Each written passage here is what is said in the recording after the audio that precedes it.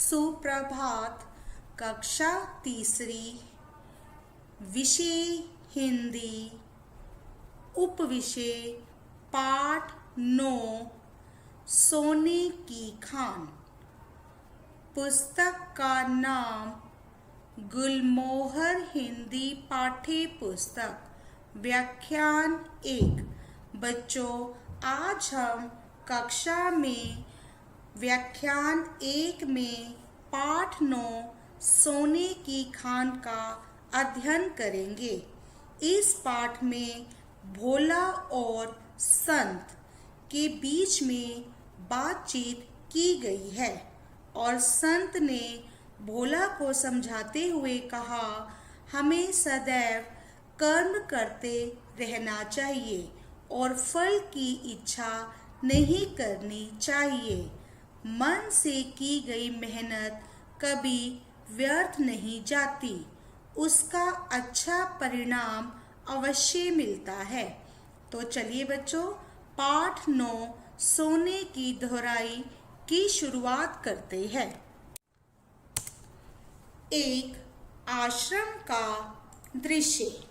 यहाँ एक संत और उसके शिष्य रहते हैं। सभी अपने अपने काम में लगे हैं। तभी भोला नाम का एक व्यक्ति आश्रम में आता है। एक आश्रम का दृश्य। आश्रम का अर्थ है संत महात्माओं के रहने की जगह। जहाँ संत महात्मा रहते हैं उसे हम आश्रम कहते हैं। और दृश्य का अर्थ है नज़ारा। दृश्य का अर्थ है नज़ारा। एक आश्रम का दृश्य। इस पाठ में एक आश्रम के दृश्य को दिखाया गया है। तो चलिए आगे शुरुआत करते हैं। यहाँ एक संत और उसके शिष्य रहते थे। सभी अपने अपने काम में लगे हैं। तभी भोला नाम का एक व्यक्ति आश्रम में आता है। संत जैसे कि महात्मा, संत महात्मा, ये है उनके गुरु और उनके शिष्य जो उनके छात्र हैं। सभी अपने अपने काम में लगे हैं। तभी भोला नाम का एक व्यक्ति आश्रम में आता है। भोला, महाराज जी प्रणाम। संत, आओ कहो, घर में कुशल तो है? प्रश्न चिन्ह। भोला, क्या बताऊं महाराज? प्रश्न चिन्ह। संत, हाँ हाँ बताओ, मैं तुम्हारी सहायता करूंगा। पूर्ण विराम। संत, भोला जो है संत को प्रणाम कर रहा है। भोला, महाराज जी प्रणाम। प्रणाम का अर्थ है नमस्ते। तो भोला महाराज जो संत है उनको नमस्ते करते हुए कह रहा है। तो संत ने कहा, आओ कहो, घर में कुशल तो है? कुशल का अर्थ है ठीक, कि घर में सब कुछ ठीक ठाक है। तो भोला ने कहा, क्या बताऊं महाराज? तुम्हें मैं क्या बताऊं कि घर में कैसा चल रहा है, घर में सब कुशल है या नहीं है? तो संत ने कहा, हाँ हाँ बताओ, मैं तुम्हारी सहायता करूंगा। सहायता का अर्थ है मदद करूंगा। जैसे ही भोला आश्रम में पहुंचा तो उसने महाराज को नमस्ते करते हुए कहा। तो संत ने कहा, क्या कहा? संत मीन्स महाराज। तो महाराज ने कहा, आओ बताओ, घर में सब कुछ ठीक तो है? तो भोला ने क्या कहा, क्या बताऊं महाराज? तो संत ने कहा, हाँ हाँ बताओ, मैं तुम्हारी मदद करूंगा, मैं तुम्हारी सहायता करूंगा। भोला, महाराज गरीबी मेरा पीछा ही नहीं छोड़ रही है। पूर्ण विराम। लगता है कि मेरा भाग्य खराब चल रहा है। पूर्ण विराम। समझ में नहीं आ रहा है कि क्या करूं, प्रश्न चिन्ह। तो भोला ने संत से, महाराज से कहा कि गरीबी मेरा पीछा ही नहीं छोड़ रही है। तो पीछा ही नहीं छोड़ रही का अर्थ है समाप्त करने के लिए तुल जाना, कि मतलब ऐसा कुछ करो कि वो गरीबी हमेशा के लिए मेरा पीछा छोड़ दे। समाप्त करने के लिए तुल जाना। महाराज, गरीबी मेरा पीछा ही नहीं छोड़ रही है। लगता है कि मेरा भाग्य, भाग्य का अर्थ है किस्मत, कि लगता है कि मेरी किस्मत ही खराब चल रही है। समझ में नहीं आ रहा है कि क्या करूं। तो ये बात भोला ने महाराज से पूछी कि मुझे समझ में नहीं आ रहा कि मैं क्या करूं, क्योंकि गरीबी मेरा पीछा नहीं छोड़ रही है और मेरा भाग्य खराब चल रहा है। तो संत ने कहा, भोला इतना परेशान मत हो, 2-3 दिन बाद आना। तो संत ने अपने आश्रम में भोला को बुलाया कि तुम 2-3 दिन के बाद आना, मैं कोई ना कोई उपाय अवश्य बताऊंगा, पूर्ण विराम। तो संत ने क्या कहा भोला से, इतना परेशान मत हो। परेशान का अर्थ है दुखी। इतने दुखी मत हो, 2-3 दिन बाद आना, मैं कोई ना कोई उपाय, उपाय का अर्थ है तरकीब, मैं कोई ना कोई उपाय, कोई ना कोई तरकीब अवश्य बताऊंगा। तो यह बात संत ने भोला से कही कि तुम इतने परेशान मत हो, लेकिन 2-3 दिन के बाद आना और मैं तुम्हें एक ऐसा तरीका बताऊंगा जिससे तुम्हारी गरीबी हमेशा के लिए चली जाएगी। जैसे वह कह रहा था कि गरीबी ही मेरा पीछा नहीं छोड़ रही, तो ऐसा उपाय बताऊंगा जिससे गरीबी तुम्हारा हमेशा के लिए पीछा छोड़ देंगी। तो भोला ने कहा, जैसी आपकी आज्ञा, पूर्ण विराम। मैं 3 दिन बाद आपकी सेवा में उपस्थित हो जाऊंगा, पूर्ण विराम। तो 3 दिन बाद भोला आश्रम में पुनः आता है। तो संत ने भोला को क्या कहा था कि तुम 3 दिन के बाद वापस आना। तो भोला 3 दिन के बाद दोबारा से आश्रम में पहुंच गया। भोला, जैसी आपकी आज्ञा। तो जैसे कि संत ने भोला से कहा था कि तुम 2-3 दिन के बाद मेरे आश्रम में दोबारा से आना, मैं तुम्हें कोई ना कोई उपाय, कोई ना कोई तरकीब बताऊंगा जिससे तुम्हारी गरीबी हमेशा के लिए तुम्हारा पीछा छोड़ देगी। तो इस बात को सुनकर भोला ने महाराज से, संत से कहा, जैसी आपकी आज्ञा, मैं 3 दिन बाद आपकी सेवा में उपस्थित हो जाऊंगा। तो 3 दिन बीतने के बाद भोला आश्रम में फिर आता है। भोला, महाराज जी प्रणाम। तो भोला ने महाराज को प्रणाम किया। तो संत ने बोला, आओ भोला, तुम तो वचन के पक्के निकले। संत ने क्या कहा, तुम तो वचन के पक्के निकले। जैसे कि संत ने उसे 2-3 दिन के बाद बुलाया था, तो भोला 3 दिन के बाद उनके सामने आ गया। तो भोला ने वहां पहुंचकर, आश्रम में पहुंचकर संत को प्रणाम किया, नमस्ते की। तो संत ने कहा, आओ भोला, तुम तो वचन के पक्के निकले। जैसे कि संत ने भोला से कहा था कि तुम 2-3 दिन के बाद आना, मैं तुम्हें कोई ना कोई उपाय अवश्य बताऊंगा।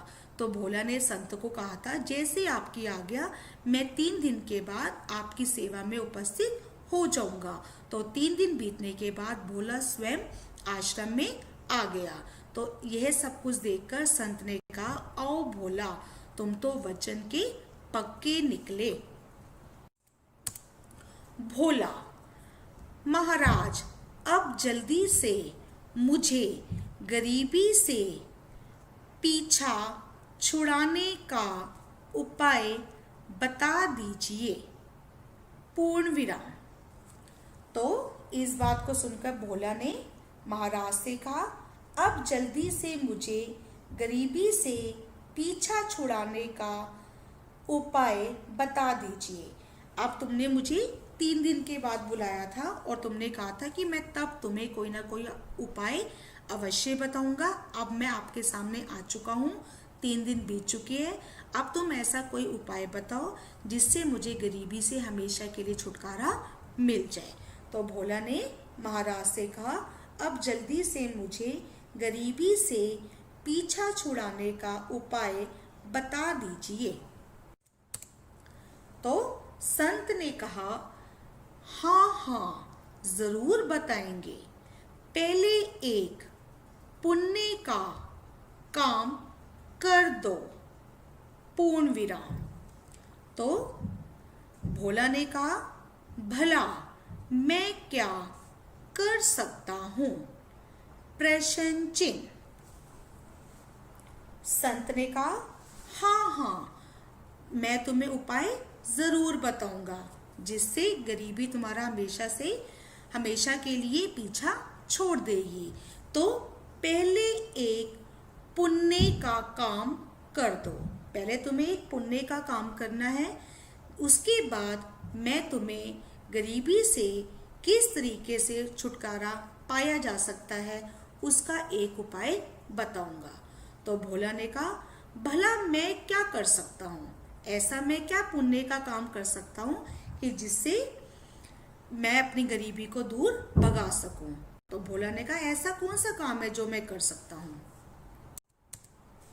तो संत ने कहा, देखो हमारे आश्रम में पानी की बड़ी कमी रहती है।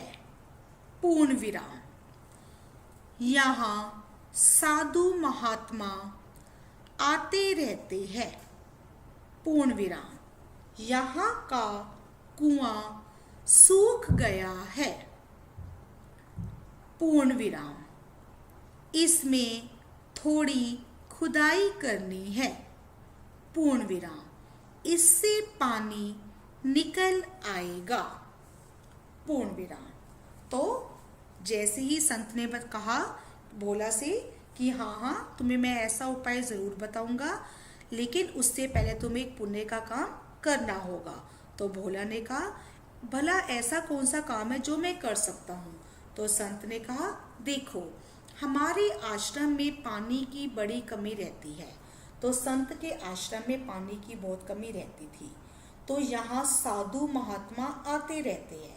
अकेला संत ही नहीं रहता था, उसके शिष्य भी रहते थे और कभी बाहर से और भी साधु महात्मा उनके आश्रम में आकर रहते थे। यहाँ का कुआं सूख गया है। कुआं बिल्कुल सूख चुका था। इसमें थोड़ी खुदाई करनी है। जैसे कि हम एक गड्ढा खोदते हैं ना, वैसे ही संत ने भोला से कहा कि तुम्हें यहाँ पर एक खुदाई करनी है, इससे पानी निकल आएगा। अगर वहां पर खुदाई हो गई तो ऐसा करने पर पानी भी निकल आएगा। तो भोला ने कहा, जैसी आपकी आज्ञा। फिर तो मुझे गरीबी से छुटकारा दिलवा देंगे न? प्रश्न चिन्ह। तो संत ने कहा, तुम पुण्य का काम करोगे तो भगवान तुम पर प्रसन्न हो जाएंगे और तुम्हें धन दे देंगे। पूर्ण विराम। तो इस बात को सुनने के बाद जब संत ने कहा कि तुम्हें पहले एक पुण्य का काम करना है, तो उसके बाद मैं तुम्हें बताऊंगा कि ऐसा कौन सा उपाय है जिससे तुम्हें गरीबी से छुटकारा मिल जाएगा। तो संत ने उसे बताया कि हमारे आश्रम में पानी की बहुत कमी रहती है और यहाँ बाहर से साधु महात्मा भी आते रहते हैं और यहाँ का कुआं सूख गया है। इसमें थोड़ी खुदाई करनी है जिससे पानी निकल आएगा। तो इस बात को सुनकर भोला ने संत से कहा, जैसी आपकी आज्ञा। फिर तो मुझे गरीबी से छुटकारा दिलवा देंगे ना? तो उसने कहा मैं खुदाई का काम तो कर दूंगा, लेकिन उसके बाद तुम्हें वो उपाय बताना होगा जिससे मैं गरीबी से छुटकारा पा सकूं। तो संत ने कहा तुम पुण्य का काम करो। पुण्य का अर्थ है भलाई का काम। पुण्य का अर्थ है भलाई का काम। तुम भलाई का काम करोगे तो भगवान, भगवान का अर्थ है ईश्वर, प्रभु, परमात्मा, तुम पर प्रसन्न, प्रसन्न का अर्थ है खुश, तुम पर खुश हो जाएंगे और तुम्हें धन दे देंगे। तो संत ने कहा, बोला से कि तुम भलाई का काम करोगे तो भलाई का काम करने के बाद भगवान तुम पर खुश हो जाएंगे और तुम्हें धन दे देंगे। भोला, ठीक है महाराज, लाइए फावड़ा दे दीजिए। तो इस बात को सुनने के बाद भोला ने महाराज से कहा कि ठीक है महाराज, लाइए फावड़ा दे दीजिए। फावड़ा का अर्थ है खोदने का औजार। फावड़ा का अर्थ है खोदने का औजार। तो इस बात को सुनकर भोला ने कहा, तो लाइए मुझे खोदने के लिए कोई ना कोई औजार दे दीजिए। संत, तो संत ने कहा सब प्रबंध है, कुएं के पास पहुंच जाओ। पूर्ण विराम। 2 दिन बीत जाते हैं। पूर्ण विराम। कुआं काफी गहरा हो जाता है। पूर्ण विराम। अचानक भोला को एक घड़ा दिखाई देता है। पूर्ण विराम। वह उसे उठाकर संत के पास ले आता है। पूर्ण विराम। संत सब प्रबंध है।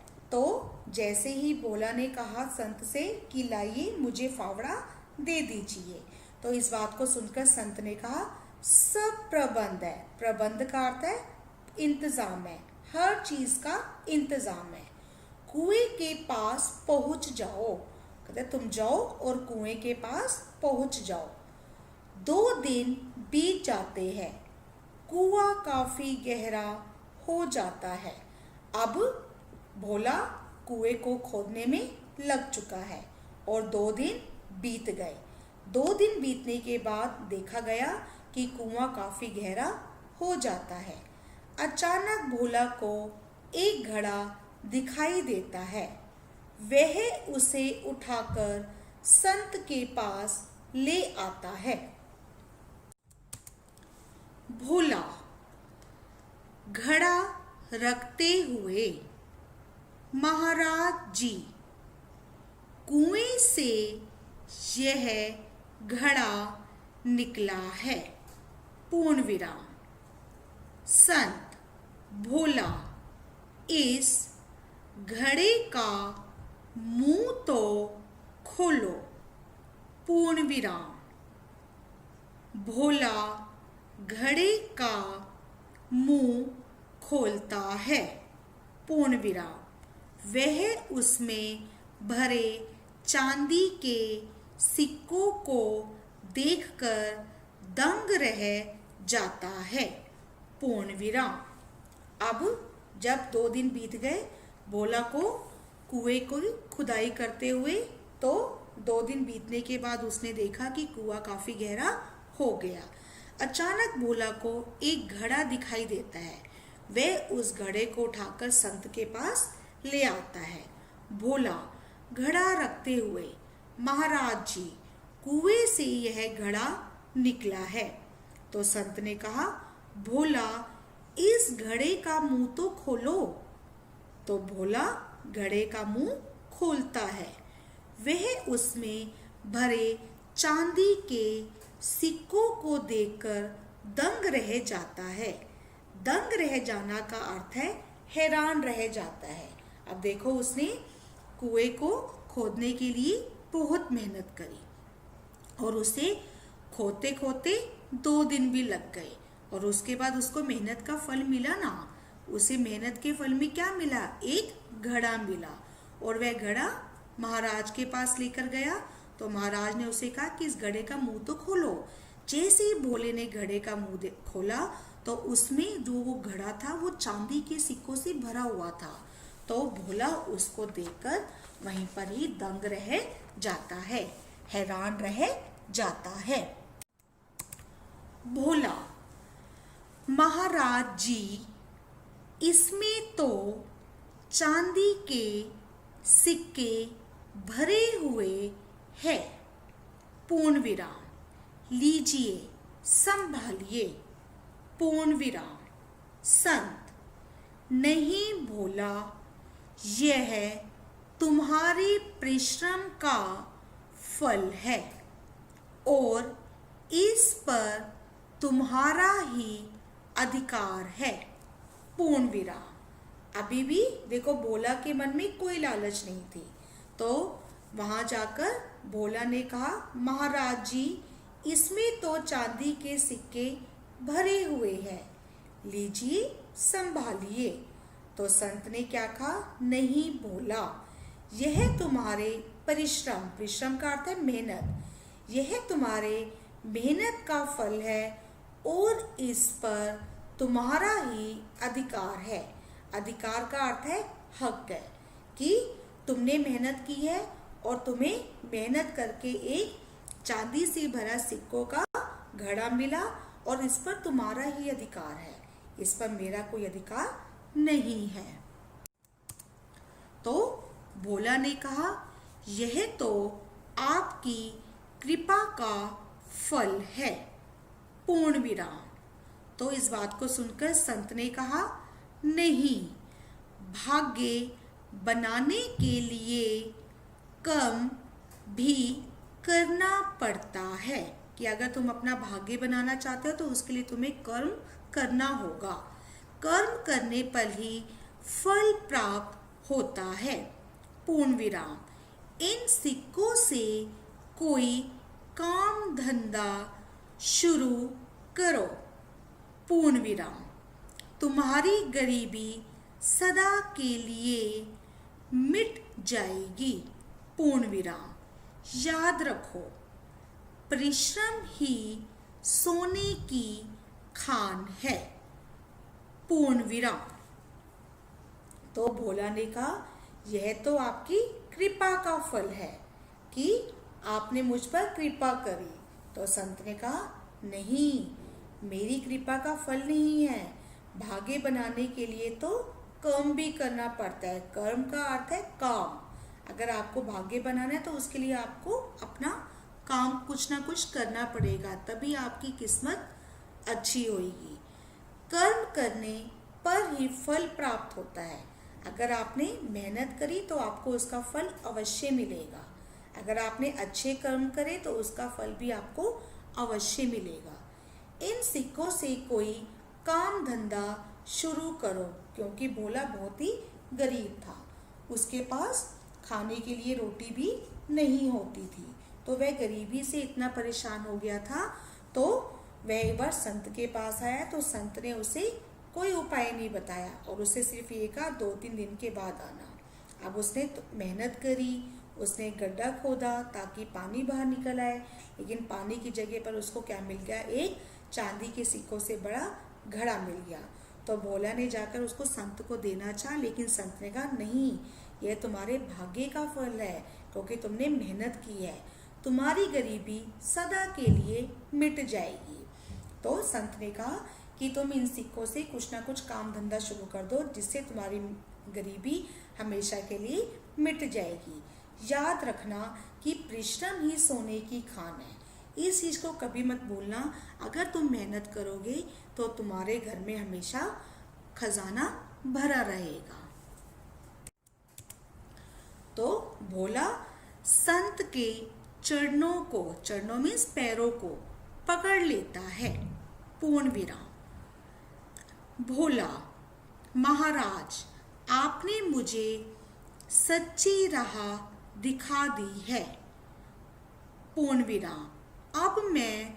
अब तक मैं आलसी था। पूर्ण विराम। अब मैं परिश्रम करने में कोई कसर नहीं रखूंगा।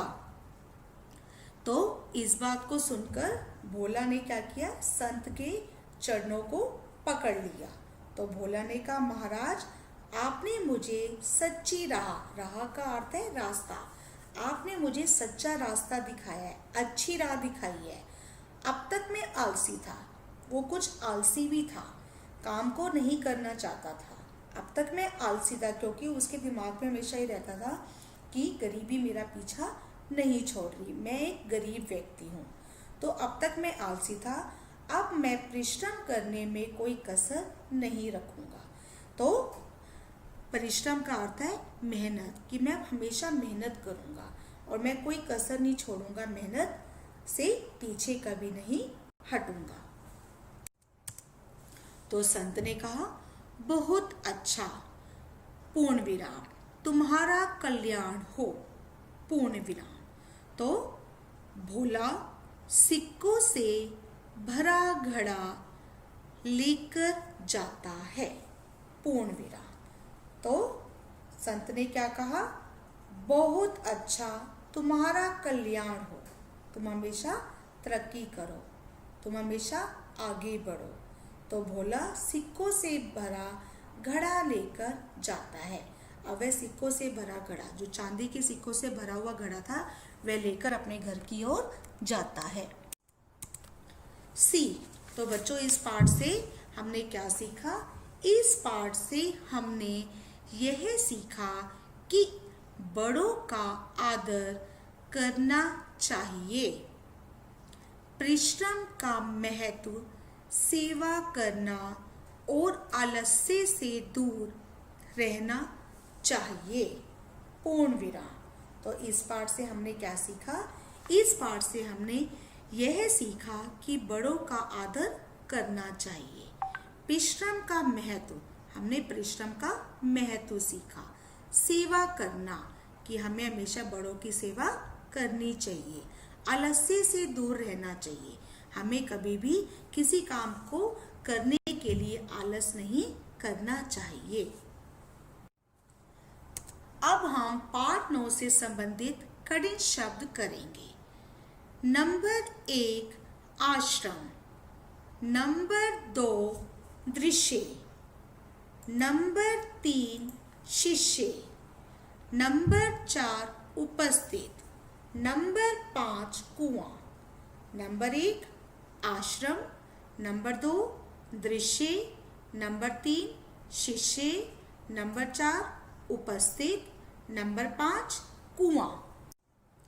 नंबर 6 पुण्य, नंबर 7 महात्मा, नंबर 8 परिश्रम, नंबर 9 चांदी, नंबर 10 आलस्य, नंबर 6 पुण्य, पुण्य का काम करो, भलाई का काम करो, नंबर 7 महात्मा, नंबर 8 परिश्रम, नंबर 9 चांदी, नंबर 10 आलस्य।